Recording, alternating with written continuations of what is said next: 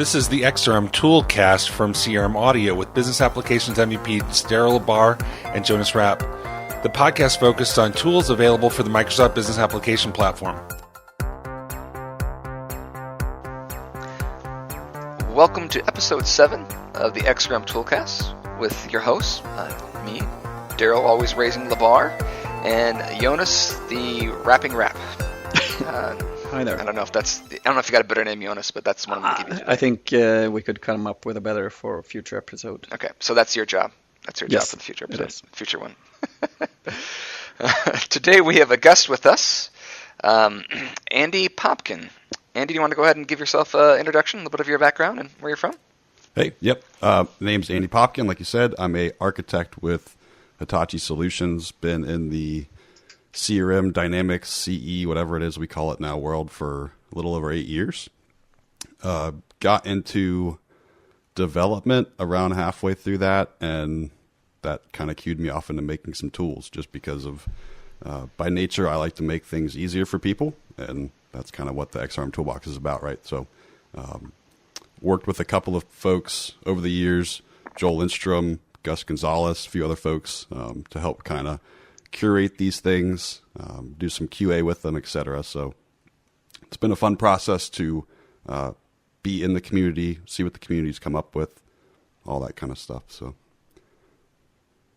All right, so what are the tools that you have created, Andy?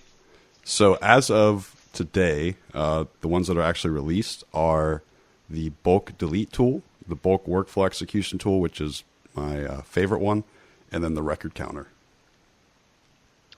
So that's a small cliffhanger I noted there. The ones you have released so far. Intriguing. Yeah, so there's, I think as we all like to do, we all like to code on the side, right? Every developer. And half that stuff, you end up getting to a point where it's like, oh, I'll figure that out later, and then later becomes 6 months from now. Yes, I recognize that. Yeah, so there's a good list of other ideas that are either half built or the idea is built out, but yeah, it's a matter of getting some time, or I guess working with the right people. Yeah. Okay. Well, that's the future. So what about your tools now? We heard the names. What do they do? Right. So we'll start with we'll just go down the list, right? So bulk delete tool kind of says it for itself. Excuse me. So I over the years of doing data imports, migrations, integrations, all the stuff that we do as consultants, got tired of working with the out-of-the-box bulk delete tool, because if you want to stop it, it may take half an hour to actually stop the job. It may crash for some stupid reason, whatever.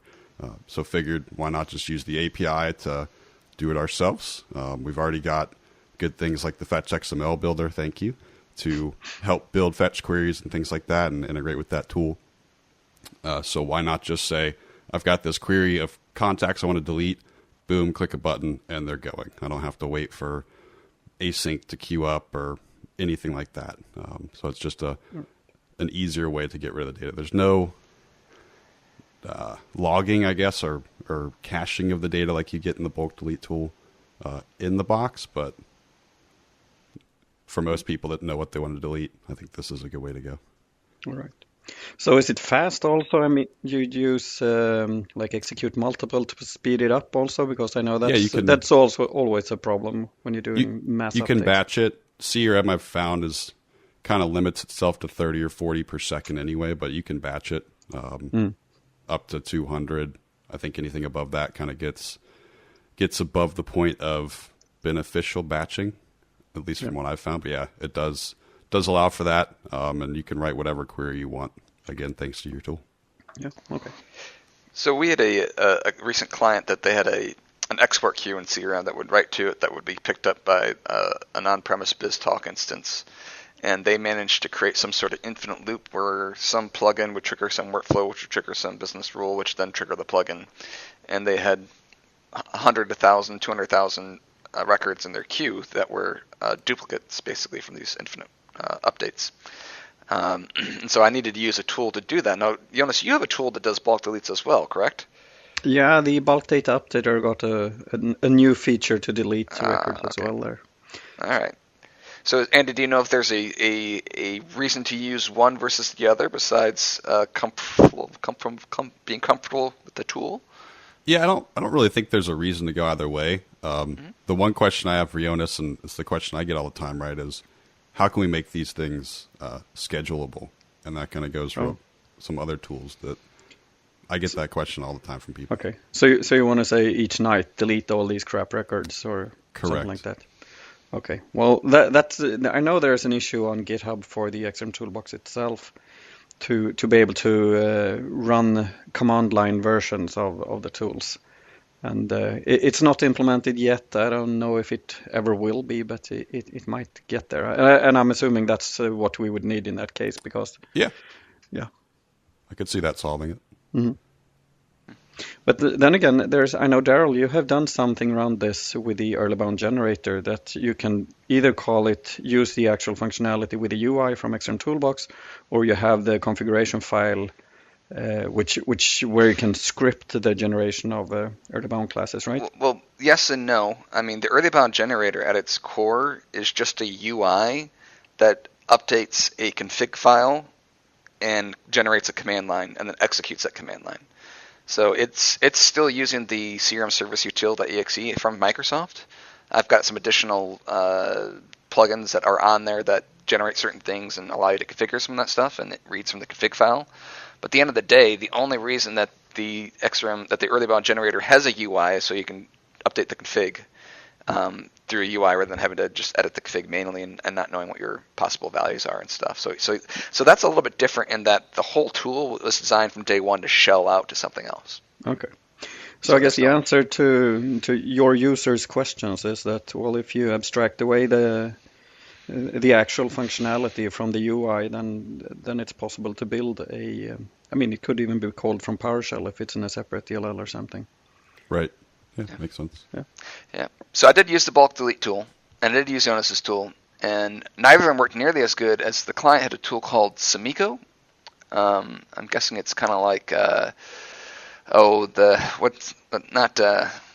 not Daniel's tool, not Daniel's company, not Kingsway Soft, but the other one that people use. That's Scribe. I'm guessing it's like a Scribe 2.0 or a different, like a similar product to Scribe, but that was able to delete the records and way faster. I think with the bulk. They must be using multi-threading or something. Yes, yeah, and that's exactly what they were doing. And so they were able to delete I don't know, all 400,000 in about 10 minutes or something. Versus I was looking at 4 hours with either of your guys' tools. So. But are they actually deleted then, or is it just something that it queues up fast? No, it actually went through and deleted them all. All right, impressive. I actually used the third tool that Andy mentioned here, the record counter, to go through and count them, because getting a count in CRM is kind of hard without a tool like that. So, Andy, why don't you dive into that one? What's the record counter? Who would use it, and why did you create it? Great segue. So, a couple of years ago, I was knee deep in CRM to CRM migrations. That was pretty much my main job. And to your point, getting counts was a PITA, to put it simple. And with the record counter, I was using a console-based application to do the CSV outputs and compare and contrast the numbers. So I said, let's just make a UI around this, do the exports, all that kind of stuff. So that's kind of where the record counter came from, right? So the ability to get a list of entities, check off the ones you actually want to count, click go, and let the web services do their thing. It literally only strips away all the columns, only pulls back the GUID, so it's super fast. I've had people send me emails and say, we literally have never known how many contacts we had in our database until now. So it's pretty cool to get stuff like that from a pretty simple tool. Yeah, and I guess since there's a limitation in the platform, when you want to create an aggregate query, you have this 50,000 limit, and usually, it's not uncommon to have more than 50,000 contacts in your system, and then you just can't query for the aggregate count of it. So that's great. And I'm guessing you can use existing views, and you can add your own fetch XML and so on to specify which records you want to count. Is that right? So it's just table by table currently. I do have ideas to drill it down to say, well, for the account table, I want to do my active or inactive or whatever. There's also, I don't think it's complete yet. It's like 90% done. I just need to again, take the time to do it. There's a way to make profiles so that if you're always counting the same 10 entities, you can just load a profile, click go, and you don't have to worry about finding the entities, checking them each time, etc. Okay. That might be a neat feature. Yeah, that was I use it a lot in conjunction with my attribute manager when I'm having to update when I'm wanting to maintain data when I'm changing an attribute, and I'm like, oh, how many records do I have to process? And so the record counter helps a lot to figure out, oh, this is going to take an hour, or oh, this is going to take 3 days, so maybe I need to update this in a different way. So yeah, I found that very helpful. Yeah, that could be a nice addition to your attribute tool there, to actually tell the user, okay, I'm going to try to do this on 53,000 records now. Yeah, definitely. Put in a task for that. The other thing I use it for is the POA table, or like the async jobs table, just to see how many records are out there, because it's pretty much impossible to find that otherwise. Yeah. Yeah. All right, so that was the record counter. What's the bulk workflow tool look like? So that one is my baby. Also, thanks to Gus Gonzalez for helping me out. That was probably 6 or 7 years ago now. Bulk workflow execution came from, again, as part of our jobs, we have to run workflows every once in a while, right? And if it's anything above 251 records, you start to want to pull your hair out, because you're hitting run workflow, selecting the workflow, waiting for the green bar to go, a slow process, and then boom, you have to go to your next set and remember which page you were on, or whatever that is. So I got tired of doing that, realized that the API exists. This was actually kind of my first foray into the XrmToolBox and all this kind of stuff. Found the API for running workflows, or at least creating the queuing of the workflow, and said, I can take a view, I can take this and merge them together, and that makes my job of running literally 50,000 workflows as part of my migration task way simpler. So throughout the process of, this was kind of before XrmToolBox I think even existed, at least especially in its state today with the plugin store. Gus and I looked at making a solution that ran just inside of CRM, and it did work. It was a bunch of plugins that would call each other every minute and a half to get around the 2-minute timers and all that kind of stuff. But what we found is in the early days of CRM Online, it couldn't handle it. We pretty much took down any of the demo environments we were messing with. So this is the tool that I'm thinking that Gus actually I think he took down a whole cluster of CRM environments because of just killing the workflow service. Yeah, when he's got more cojones than I do in that aspect, but and maybe he has less knowledge than you do. Could be less knowledge. He had the MVP title back then as well, so that probably helped him out. But yeah, he wanted to see pretty much what the thing could do, and I think he ran 1 million records. I don't remember what the time was, but it was 1 million records, and CRM could not handle it back then. So yeah, it was pretty comical. I think that's kind of a sign. It's kind of a leaky abstraction for CRM from its on-premise roots. And they had this on-premise software and designed for single kind of tenant sort of software, and now it's running on the cloud and shared environments. And I think that's one of the things that we see with the bulk delete and some other things where they're just not. It's having a little bit of technical baggage from being an on-premise software suite to trying to run in the cloud, where there's things you have to do differently when you're in that multi-tenant environment mindset. So yeah, I think that bulk workflow tool has been a great, and even the bulk delete tool are a great way to bridge the gap between. It'd be really nice if it worked better in the cloud, but well, we've brought in all this other stuff that's great, and we just have a few other things that need to be tweaked in this online cloud environment that we now know as Dynamics 365. Yeah, and you mentioned that, or whatever it is. I'm wondering what the shift come the April release will be like for tools like this, since the hosting and the platform's kind of changing in the back end. If we'll see any change there. Yeah, I mean, we are quite lucky coming from the CRM side, because since the whole Power Platform, CDS and everything is based on the core of the CRM platform. So our tools will hopefully just continue to work for quite some while. Yeah, that's awesome. Yeah. And also they will then by definition also extend to not being just the XRM and CRM tools, but Power Platform tools that we discussed in the previous episode with Mark Schweigert. Yeah, I can't even wrap my head around where all this is going to go in the next 3 to 5 years. Neither can Microsoft, I promise you.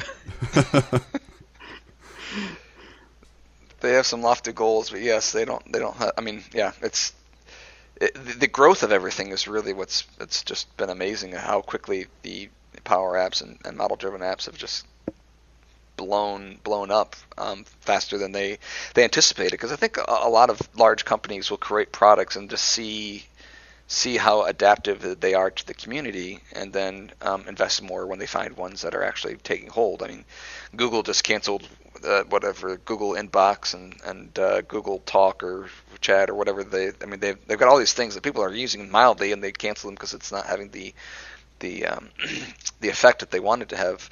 But I think this is definitely growing much faster and greater than Microsoft could have imagined when they first started down this track of CDS 2.0. Yeah, absolutely. So, Andy, is there anything in your half-finished or 90% finished ideas you have there that's about to see the light of day? So, I did get a good idea yesterday, and it may be possible already, but a personal to system view creator. I don't know if that's doable through the XrmToolBox today. I heard something very recently about this, but I wonder if it was just someone wanting it or if there actually is one as well. I'm not sure about that, actually. We looked yesterday, and I know your tool can make personal views, but I don't think anyone's got the system view side. So I think this quite new French MEP, Clément Olivier, is that his name, has created something around the personal views and dashboards and so on, but I'm not sure if it actually converts to system view. So check that up. Otherwise, it's definitely something that people want. Okay, so let me make sure that I'm understanding what you're saying here. So people can go in and create personal views on our admin, and they're just their own little personal views. And if they go, hey, this is great, I want to share these with people, there's really no way to share them. And so the tool is to create a system view that would effectively be sharing that personal view, making a system view. Is that basically the reason for the tool? Yeah, you can share personal views, but it's the fact that like someone makes the best view in the world and the whole system wants it, so let's promote it up without having to rebuild it. Okay. All right. Now I ran into an issue with the attribute manager recently where it doesn't handle personal views when you have to go in if you're changing a attribute. And I think that the reason, and help me out if I'm wrong here or help me out if I'm right here, is that personal views aren't really editable without doing impersonation on a one-by-one user instance. Is that correct? I think that's right. Yeah. Yeah. So if I'm an admin, even though I'm an admin, I can't go and just edit someone's personal view because, like, the query to go edit it, you have to actually query as the user to go see their view. Like, there's no give me the personal views for this user. It's just you have to impersonate as that user and then run the query to get personal views. Does that sound right in everyone's tree? I think that's correct, actually. Okay. Which is, I think, if you're a sysadmin, I don't think that limitation is really valid. And it's also horribly annoying when you're trying to write a tool to go do that, because now you have to go impersonate every single user to see what all those stupid personal views are that are out there. Yep. So, anyway, all right. So that's something that I'm dreading in the attribute manager. I may never implement it. I don't know. Yeah, it's probably why this tool doesn't exist yet. So. Another one that I've worked on is the system jobs cleaner. So the async table has always driven me nuts, and as part of the bulk workflow tool, obviously you're creating anywhere from 1 to 1 million workflow records that you might not be cleaning up. So this tool it's probably 90% done. I just need to finish testing it and get it out there. A way to just cancel, delete, all the different ways you can clean up the async jobs today, but outside of that UI and do it in bulk. Pick a date to go from that point back in time. Is that how that would work, or it would just that's a good piece of feedback. It's currently just everything, but we could definitely put in a date filter. And I get the feeling that the system jobs table, that's history. You shouldn't just rewrite history like that. hey, you're altering what's happened. So that's a good point. It's just to some people, I guess, during like it's probably most important during a migration period when you may not need all those extra jobs or something like that. But absolutely, yeah, and I mean day-to-day use. I guess most jobs or workflows that succeed, you have the setting to delete the system job after it is finished. So yeah, I think this tool came up a couple of years ago when we were coming on to new clients or clients that were making their own workflows and didn't realize unchecking that box was actually important. So just a way for us to get them cleaned up. Yeah. Nice. Another one that I worked on that I kind of stopped working on because of Microsoft changing their ways was a email and note attachment analyzer. So now that all that's kind of going into Azure, I don't know if it's as useful.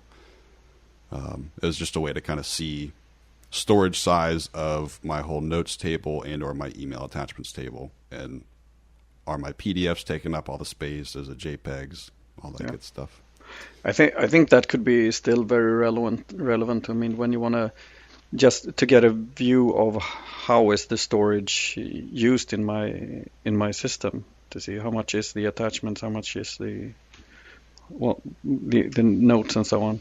But maybe there's also tools coming in the organization insights are already available there to do this for you. But I mean, the need is definitely there. Then which tool to use is another question. Yeah, everybody always wants to know how much data that's being taken up, whatever table it is. Microsoft is getting better, like you said, at giving us that data, but they're not the best. What else is out there? So for that tool, Andy, I guess, does it list the size of the actual attachment in the table? Is that how you query that?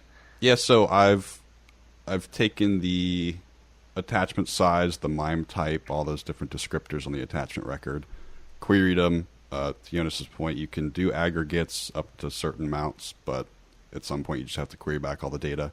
And then using simple math to figure out the kilobyte, megabyte, gigabyte size, and then you can split it based off file type. So doing some pivot tables, essentially. All right. So the actual table itself has the value, a cell that has the actual size. Yeah, we'll say it's 1,000 kilobytes. It's a PDF, and it was created last week.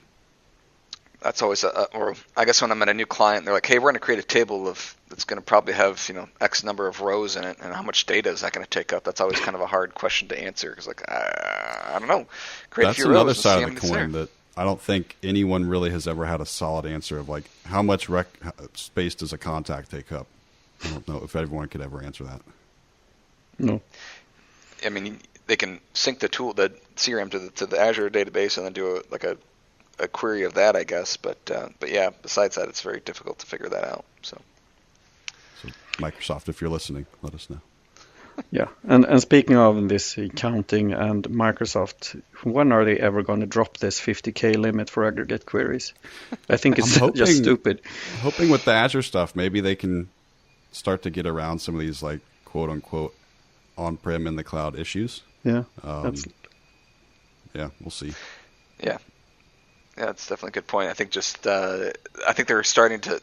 I mean, they don't want to create all these tools. They want to use what's already out there. And being in Azure now, I think that's really going to. I think we're going to start seeing some of that light up and be more possible, more in the future, and less impossible. Yeah. So Andy, you have created a few tools. You have a few ideas for some, but what is the favorite tool you are missing still? Not having to do it yourself, but what do you wish someone created for you? Man, I don't know. What is your favorite tool that doesn't exist? Is that the question? Yeah, exactly.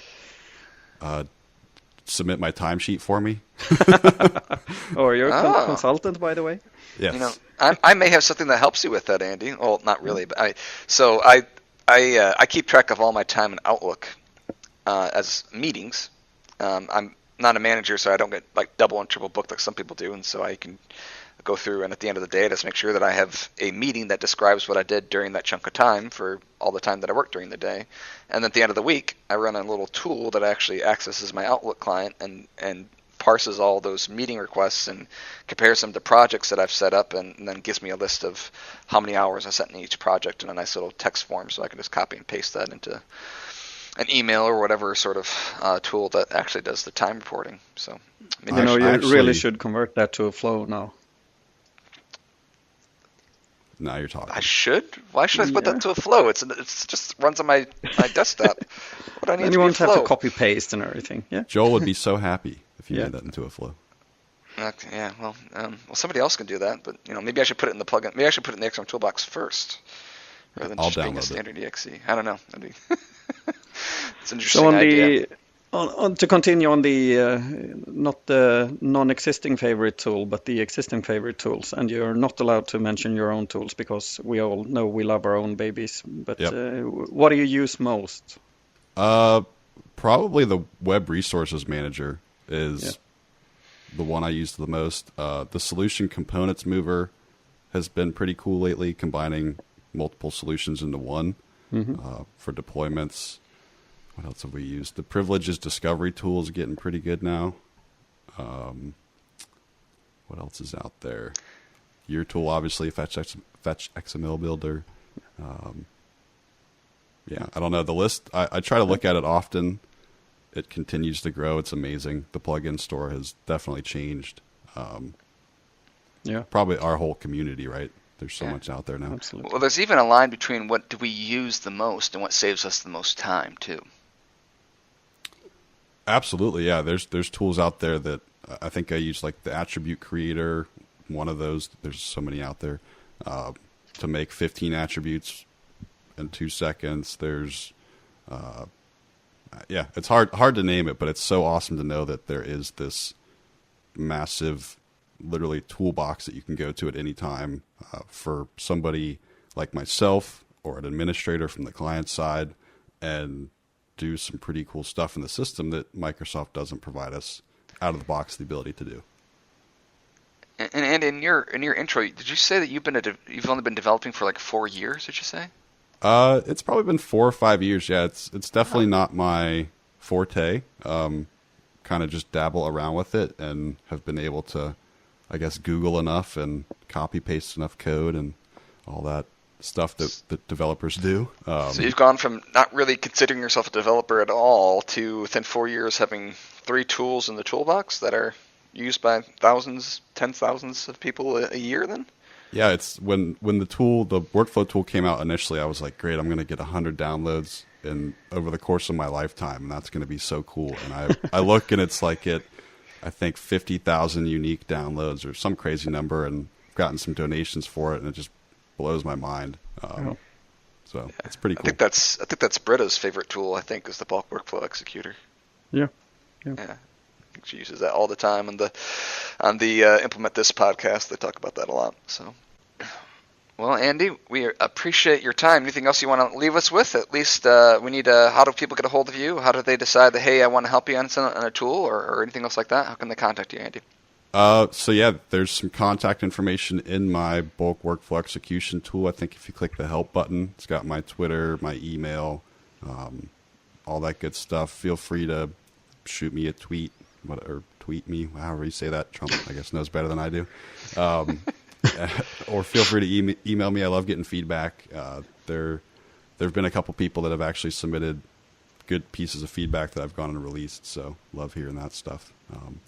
And to those people out there that want to try to make a tool, go for it. It's not that hard. Obviously, I was able to do it, and I'm not really a developer.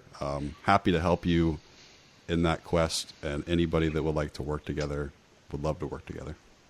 Yeah. I had someone actually recently that wasn't really a developer that made a change to the attribute manager, and they hadn't ever used GitHub before, and so I was happy to help them check that in. And I even they probably spent 2, 3, maybe 4 hours, maybe more working on it. I don't know. And I'm offering to give them some private lessons or something for half an hour, just to as a way for me to say thank you for supporting my tool. So yeah. That's that. I mean, yeah, this whole group of us developer people that are creating things for people, it's just being able to get that feedback is awesome. So highly encourage people to leave feedback for any of the tools, especially Andy's, and even the XrmToolCast as well. Yep. All right. Jonas, got anything else? Yeah, I just want to say that you can reach us at cast@XrmToolBox.com for email, and on Twitter at XrmToolCast. And depending on when this podcast publishes, the news is out already that we will be having our own separate feed on the CRM Audio Network, so you don't have to subscribe to everything if you want. You can just subscribe to this podcast, which means that you need to be careful about missing podcasts as well. So some real cool features, and it's a real nice change to be able to have that as well. So just make sure everyone knows that. That's my PSA. So Andy, thanks for joining us today, and thanks for all the tools and the work you've done in the development in the community. We really appreciate it. Likewise. Thanks for the time. Thank you. Thanks. This has been the XrmToolCast from CRM Audio with Jonas Rapp and Daryl Labar. Do you have questions for Jonas and Daryl or suggestions for future episodes? Send it to cast@XrmToolBox.com. This is a production of Dynamics Podcast, LLC.